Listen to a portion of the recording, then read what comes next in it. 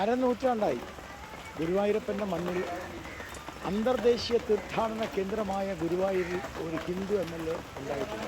എന്തുകൊണ്ട്? ഇടതുപക്ഷവും പൊന്നാര ഗോപാലേട്ട ഭാര്യ വീട്ടിൽ വരെ വന്നതാണ്. ഇവിടാണെങ്കിൽ നല്ല ഒന്നാന്തരം ബീഫ് വരട്ടിയത് നെയ്ച്ചോറ് തിന്ന് കഴിഞ്ഞ് ഒരു ഗ്ലാസ് പാല് കുടിച്ചു. ആ പാലാണെങ്കിൽ പല്ലിടെ കയറി, അതുകൊണ്ട് കുത്തിക്കൊണ്ടിരുന്ന കഴിഞ്ഞു. ഗോപാലേട്ടോ, ഗുരുവായൂർ ഒറ്റ ഹിന്ദു MLA ഇല്ല എന്നുള്ളത് സങ്കടകരം. അതിനേക്കാൾ സങ്കടകരം നോക്കിയേ, 3 പതിറ്റാണ്ടായ ആലപ്പുഴ ഹരിപ്പാട് മണ്ഡലത്തിൽ ഞാൻ താമസിക്കുന്നു. അന്തർദേശീയ നേതാവായി ഞാൻ താമസിക്കുന്നു. ഈ അന്തർദേശീയ നേതാവിനെ പരിഗണിച്ചിട്ട് ഒരൊറ്റ മുസ്ലിം MLA അതെനിക്ക് വിലയില്ല. എന്നെന്താ നാരങ്ങ പിടിച്ചു മേടിച്ചാണ്.